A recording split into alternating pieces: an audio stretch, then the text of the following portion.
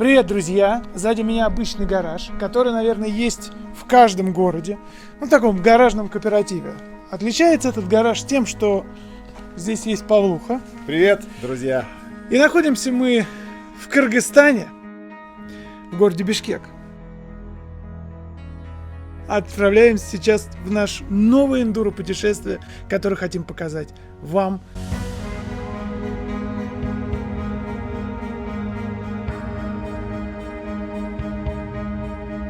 Не, наверное, неправильно начинаем. Давай все по-новому.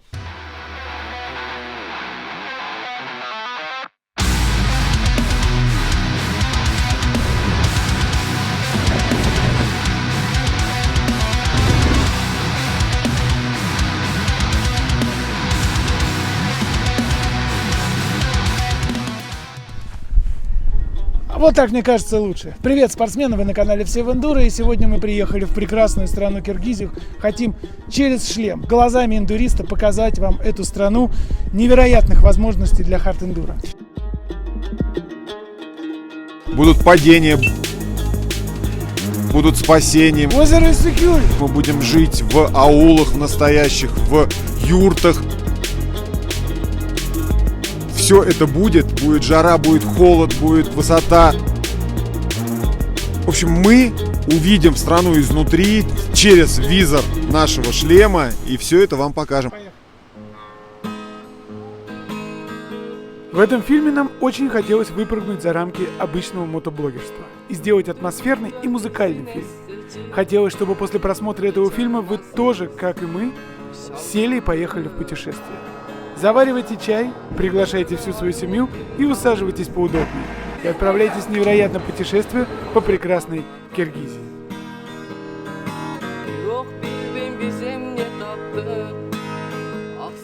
А иногда вместо того, чтобы долго рассказывать, достаточно показать.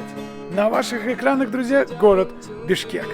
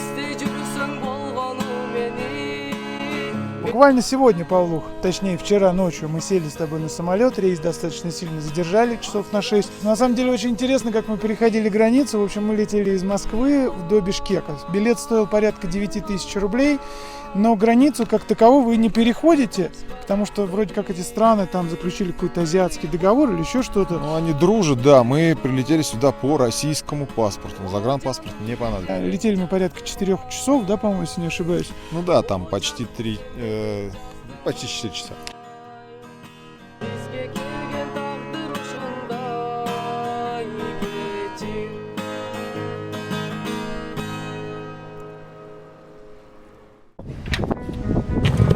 Всем привет, парни, меня зовут Кирилл. Меня зовут Вадик. Мы занимаемся эндуро-турами в Кыргызстане. И не просто эндуро-турами, а турами, которые позволяют нашим путешественникам увидеть самые сокровенные места, самые экзотические и труднодоступные. Это наша страсть и это наша любовь. Мы относимся к этому как к своему самому любимому делу.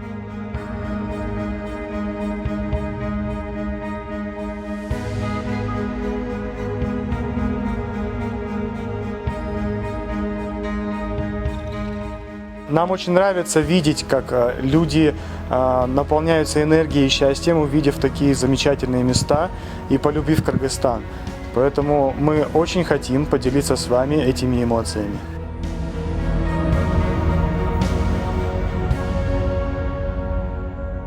Этот долгий и насыщенный день подходит, друзья мои, к концу. Сегодня мы прилетели, сегодня мы уже прокатились, сегодня мы поняли, как и на чем мы поедем в основное путешествие, которое случится завтра. Этот день был просто потрясающий, потому что у нас есть мотоциклы, у нас есть отличное настроение, у нас есть желание посмотреть Киргизию, и, конечно же, люди. Все-таки люди делают атмосферу. Люди, друзья мои, которые мы встречали пока у себя на пути в Киргизии, мне бы хотелось, чтобы встречались в моей жизни почаще и порегулярней. Доброе утро, друзья. Сейчас время 7 часов утра по-киргизски, по-нашему, по-московскому 4. Джетлаг делает свое дело. Первый ходовой день. Договорились, что в 8 часов все будем на завтраке. Пока вот такая ситуация.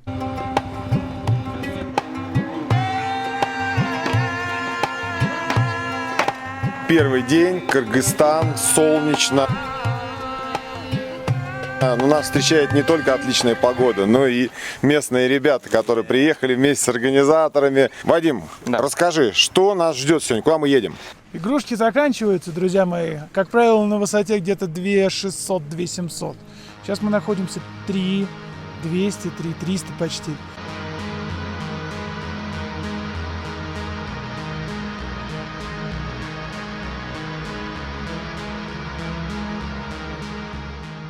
Мы сегодня едем в высокогорное озеро, называется Сонкуль.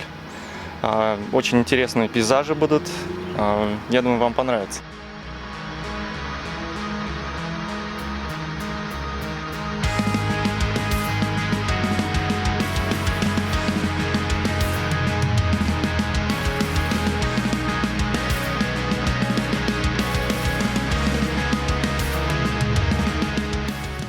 Кирюк, сколько километров мы проедем? Сегодня чуть больше 200 километров.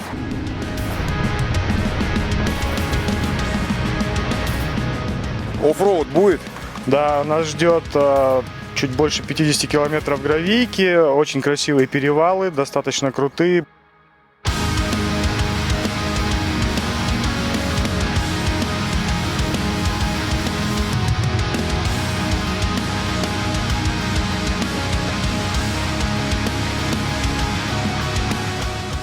Взял мотоцикл в прокат, все бросил, все дела, залил полный бак бензина, еду с вами. Ребята, все в эндуро, всем привет. Проснулся сегодня в 5 утра, чтобы, не дай бог, не проспать. Очень долго с зимы ждал, на самом деле, этой поездки и вообще в целом этого события. И поскольку я не являюсь гражданином Кыргызстана, для моей страны это тоже большой прорыв в мотоиндустрии. И я думаю, что многие меня увидят. Я родом с Туркменистана. Мама, привет. Все, кто меня знает, большой привет. И все в эндуро, как говорится. Наше путешествие началось с того, что мне написали парни в Инстаграм и пригласили погонять на больших мотиках по Киргизии. Немного уставший от карт эндуро, мы, не думая, согласились, оправдав это для себя как отпуск.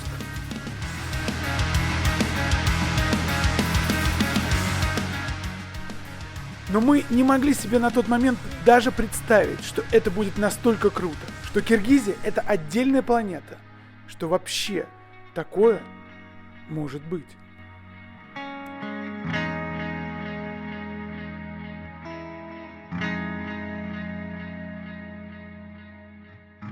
Привет! Как дела? Хорошо. По-русски понимаете? Да. Для нас езда на мотоцикле — это медитация. И нам, как настоящим сектантам мотодвижения, очень нравится встречать мотолюдей на своем пути, где бы мы ни находились. Правильно, мотоцикл. Я с детства любил мотоцикл. Вот 2 года, когда 60 лет, не дошел. Вот 2 года я купил. Ассаламу алейкум.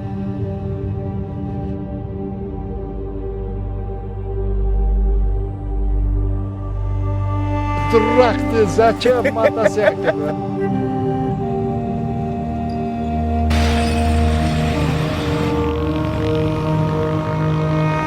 Этот район вообще нету таких. Вообще нету.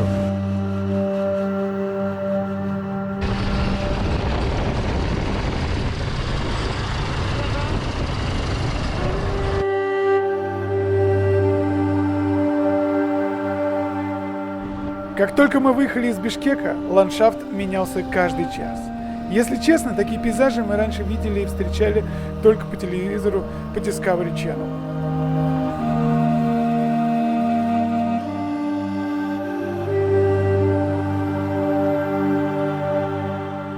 Да, в таких путешествиях почти нет ничего сложного. И, вероятно, с ними может справиться каждый. Но когда ты там, с тобой что-то происходит. Это перезагрузка. Это возможность побыть одному наедине со своими мыслями. И в то же время с друзьями.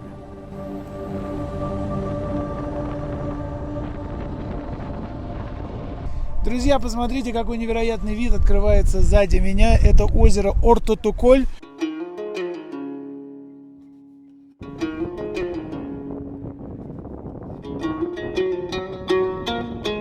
Немного про мотики. Вообще у парней, которые все это организовывали, есть разные мотоциклы.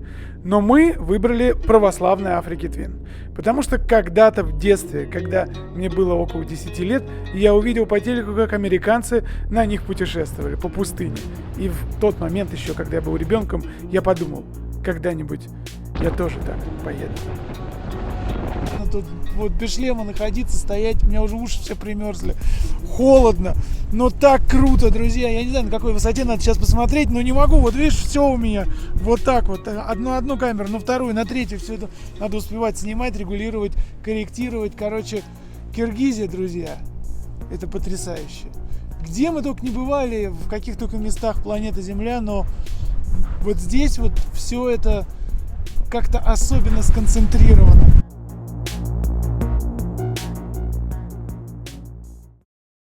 Друзья, шлем, смотри, какой у него от дождя. Вот это вот изолента. И бати пахнет, понимаешь? А куда вы едете? Домой с базара. С базара? Так махно. А зачем эта дополнительная канистра? Ну, я на запас беру что-нибудь. Дома то пила, то еще что-то. Бензина можно взять на все. А покрышечка, смотрите. Какого года у вас мотоцикл? 93-й. Не ломается? Как не ломается? Ломается. Ну, он и нагрузки такие дает, что ему с грузом 300 килограмм с водителем. А туда груз еще и прицеп цепляешь. По полям, по горам. Вот уже 45 тысяч проехал. Да. А зачем запасные колеса от мотоцикла? Я на базаре продавал, просто не продал. А, продавали на базаре? Да, всякие шурум-бурум продавал.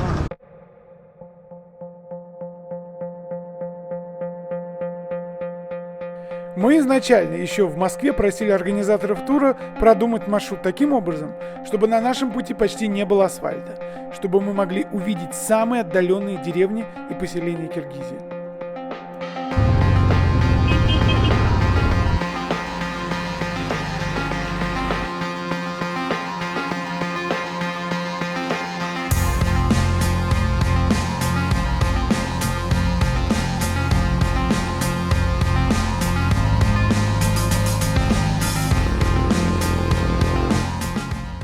В такие моменты испытываешь очень странное ощущение. Когда ты едешь 5 часов, а навстречу ни одной машины, ни одного человека, ни одной живой души. И чем больше ты едешь, чем дальше ты отдаляешься от цивилизации.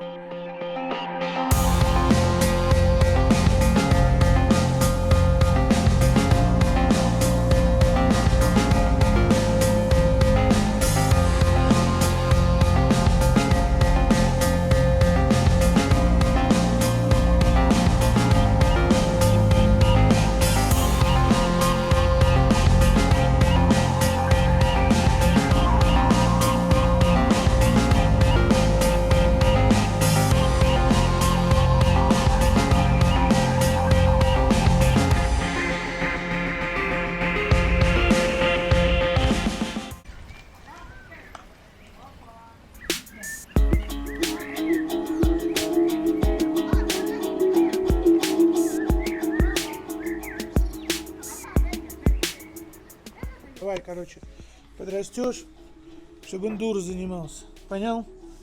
Мотик, чтобы тебе батя купил. Как мотик появится, начнешь смотреть все в эндуро. Понял ты или нет?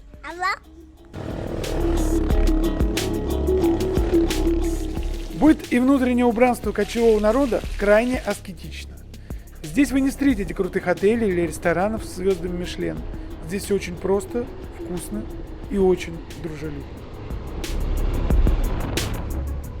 Кстати, Киргизия – это излюбленное место иностранных мототуристов. И почему-то очень редкие гости тут – русские парни. Надеюсь, после просмотра этого видео ситуация поменяется.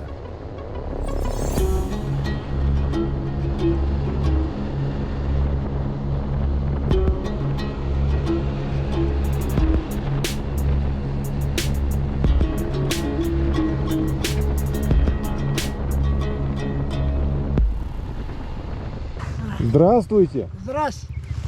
Скажите, пожалуйста, что это за село? Село Туляк. Туляк. Туля? Туляк. Большой. 300. 300 человек. Нет, тут много. 307. 300 семей. О, это значит еще больше. А в каждой семье семья большая же Большая. у каждого, да? Средний 10 считай, по 10. По 10 человек в семье в каждой? Семьи считай, средний, примерно. Ну это значит 3000 человек примерно в селе. Будет озеро. Озеро холодное. Сонкуль. Сонкуль холодное. Холодный, да. Привет! Привет! Если Меня хочешь... зовут меня. А? Меня. А вы умеете ездить на мотоцикле? Нет, сидеть могу. А, сидеть сзади? Сижу. Уберу поезд, справа. А сколько вам лет, простите? Уже 80. 80. О, ну чего, ты с дедушкой не хочешь идти? Да, конечно. Кому нужен дедушка, а? Ну, кому нужен? Нужен. Никому, наверное, не нужен. Нужен. Нужен, да? Конечно. Да, конечно, нужен. Когда мы организовываем подобное путешествие или просим кого-то это организовать, для нас очень важно, чтобы маршрут был не радиальный. Это тогда, когда ты приезжаешь в одно место, а оттуда катаешь. А чтобы мы переезжали каждый день из одного места в другое. Чтобы возить вещи с собой. А главное, не иметь возможность слиться и попроситься домой, когда ты очень устал.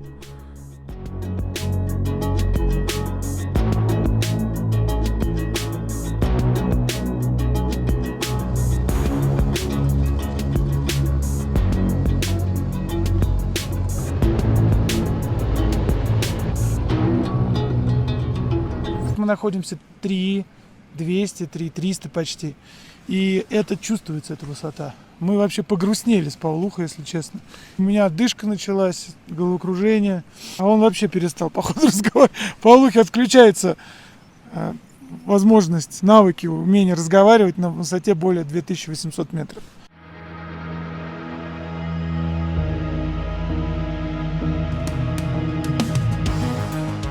Сейчас на ваших экранах это всего лишь один день. За один день в Киргизии, ну или за 300 километров, вы получаете смену 3 климатических условий. Абсолютно 3 разные ландшафта. Назовите мне еще одно доступное место, куда сейчас можно прилететь в связи с короной и так мощно катнуть.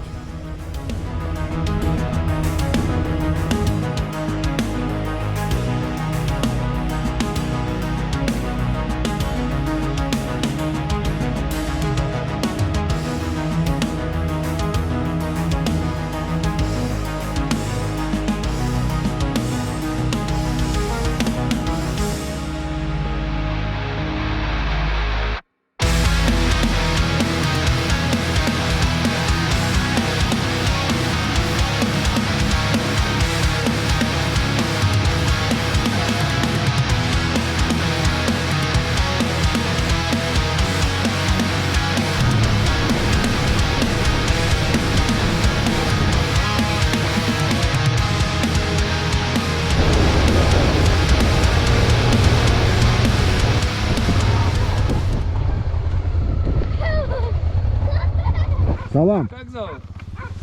Меня Паша. Меня Телеги. Да.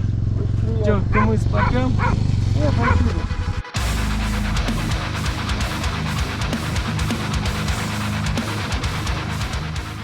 Мы проехали около 400 километров, и мы ехали целый день этот путь. Не потому, что мы кисложопые и не могли ехать быстро, или постоянно останавливались. Хотя, если честно, то и это тоже. Мы притормаживали на съемку. А скорее потому, что на самом деле дорога была очень непростой. По гравийке быстро ездить надо уметь. А когда село солнце и стало мгновенно холодно, темно и страшно, в этот момент почему-то захотелось домой, парни. Наконец-таки мы добрались до лагеря. Сейчас высота в районе 3000 метров. Ехали мы сюда 11 часов. 11 часов и 360 километров. Горячий чай? Горячий чаечек нет. Сначала надо зайти в юрту.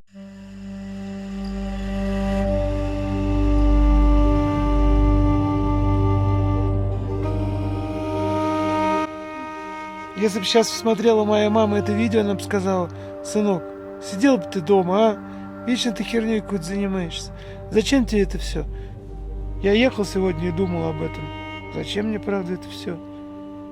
А мне кажется, я без этого уже жить не могу, ребят. Это так клево. Знаете, когда ты едешь в подобное путешествие, ты встречаешь такое огромное количество людей. Всегда разные места.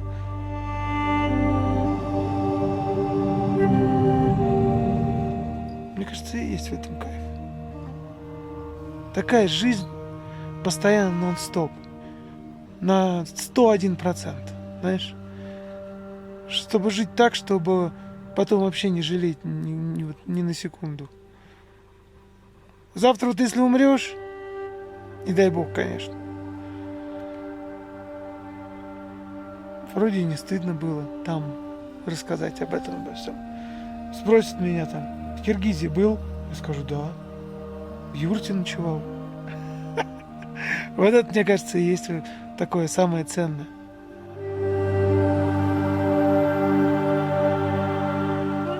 Ну а что жизнь? Работаешь. Дом, гараж, работа, встреча, дом, гараж, работа, кровать. Все, обычно так все и живут. Или вы думаете как-то по-другому все? Если думаете, напишите мне об этом. Я хоть посмотрю. Может, я как-то неправильно. А вот мне так не нравится. Мне нравится, как сейчас. Чтобы все время скучать немножко по дому, думать об этом. Всегда видеть что-то новое. И ночевать в юрте. Хотя бы раз в год.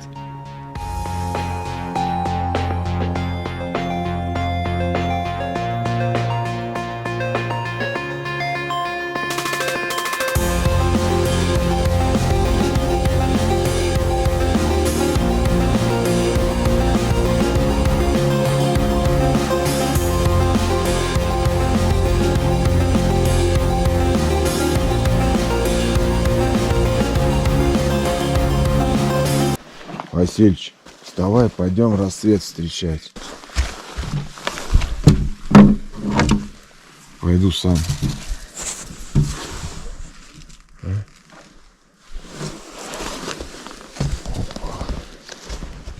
Проспали рассвет.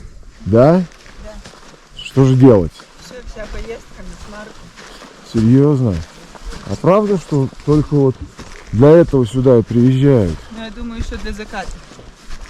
Вы же вчера видели? Но рассвет круче. Ну нет, рассвет быстрый. Не знаю, Я на самом деле его видел. Как это? В щелку.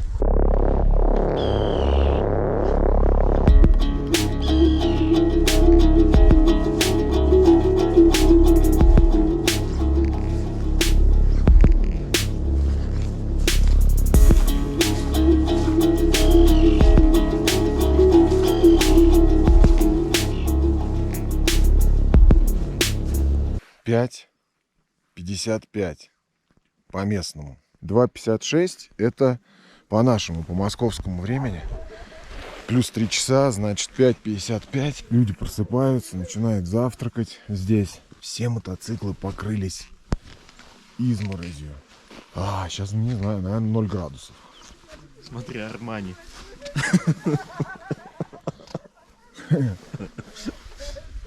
Это Васильич расстался. Васильичу почему-то всегда достаются модные мотоциклы. То Луи Виттон, то Армани.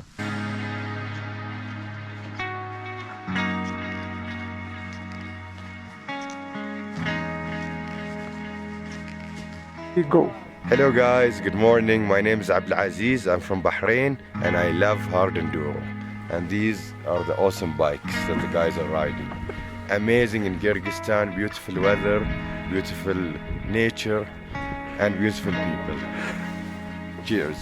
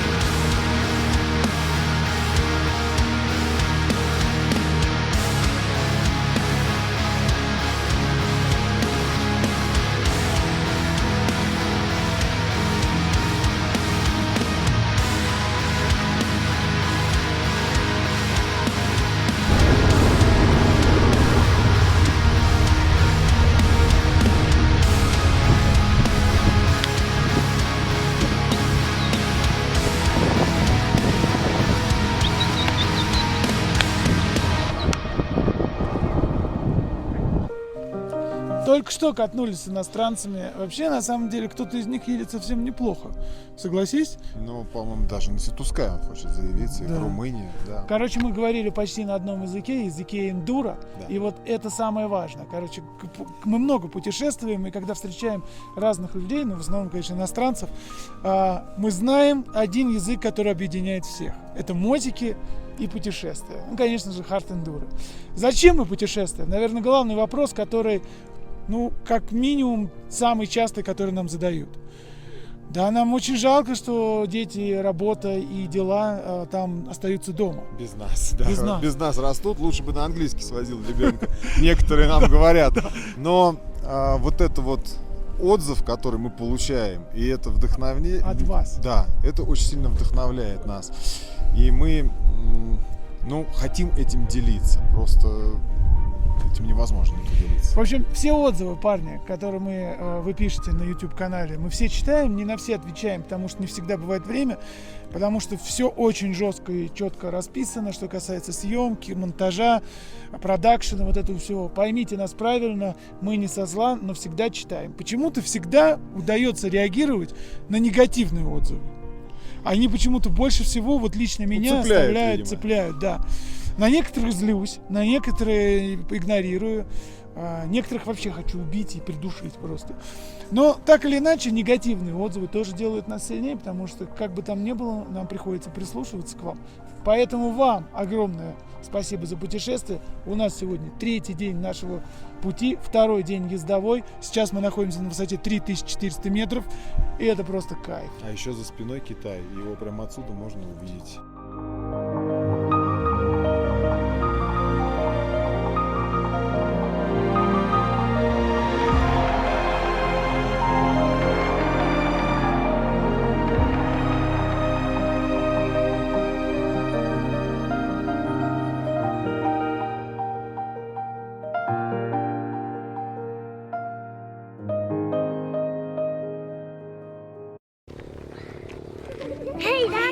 Тетка Чупа!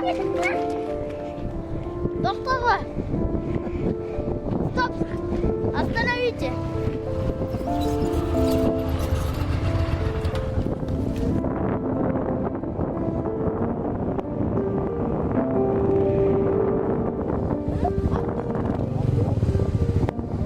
Куда вы едете? О, орехи!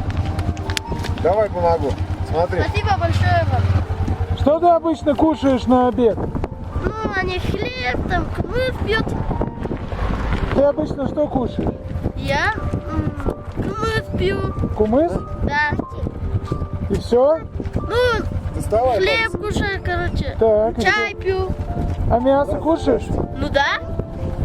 Какое мясо твое любимое? Баран. Баран, да? Слушай, а завтрак? Как ты завтракаешь? Нормально? Ну, каша? Нет. Нет? А что обычно? Колбасу кушаешь? Нет, тут такие мы не ем. Можно? А суши пробовал, суши? Нет. Ни разу? Да. А что обычно на праздник? Новый год отмечаете? Новый год, да. Да, торт кушаем. А там, как это, наранж есть? Да. Куртка, ну там кушаем. А тут зимой очень холодно. Холодно? Да. А на кого, кем хочешь стать? Футболистом. Футболистом? Да. Красавчик. Играешь в футбол? Да. Молодец. Че, каких футболистов знаешь? Месси, Роналдо, Неймар. Все только. А из русских? Из русских я не помню. И мы тоже не помним.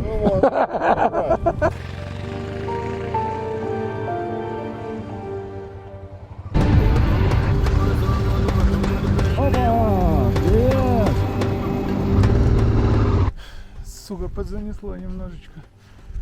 На грязи, на 60, фу-фу-фу, раскидала синеву.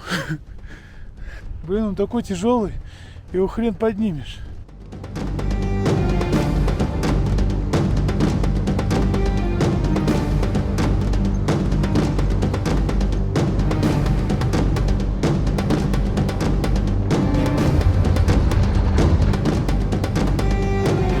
Дорога вниз, бесконечные повороты, очень крутой серпантин.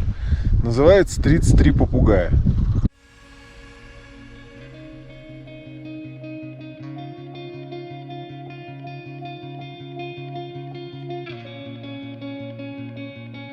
Я искренне считал до того, как попал в Киргизию, что подобные путешествия не должны занимать больше 4-6 дней.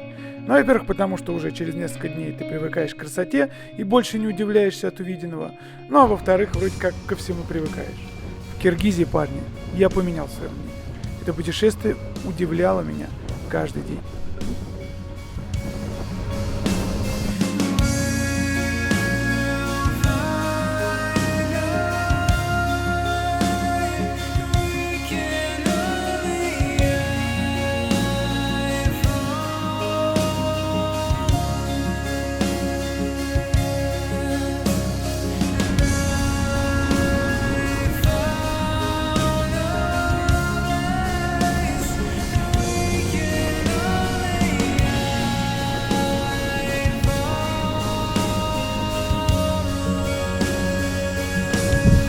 Потому что напоминает питона, которого в мультфильме попугай измерял. Там, правда, было 38 попугаев, насколько я помню.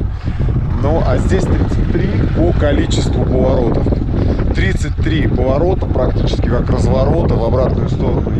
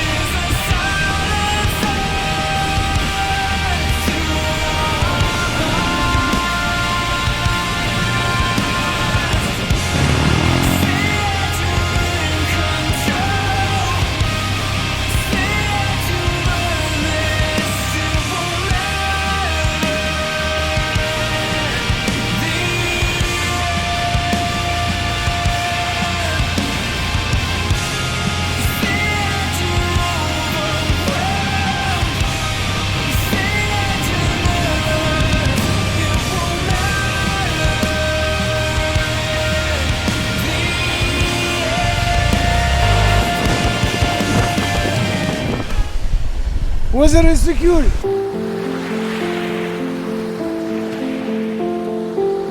Друзья мои, наконец-таки мы добрались. Мы сюда ехали порядка, опять-таки, 11 часов. Буквально сегодня утром мы еще были на высоте порядка там 3500 метров. У всех болела голова.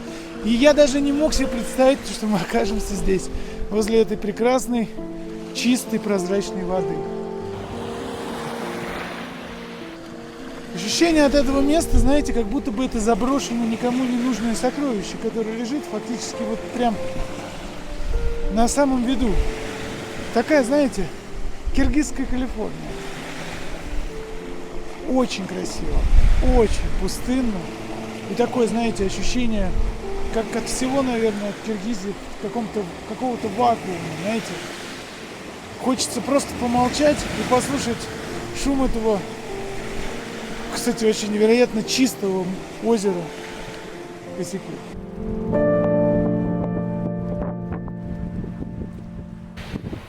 Я бы мог рассказывать про это путешествие бесконечно. Мы наснимали еще кучу материалов, но для того, чтобы это было удобно смотреть, мы разбили наше путешествие на несколько серий. Если вам понравился этот музыкальный формат, и вам бы хотелось поскорее увидеть вторую серию, обязательно напишите нам об этом в комментарии к этому видео. Ребята, вы были на канале Все в Эндуро. Всем хорошего настроения. Ждем ваши комментарии и лайков.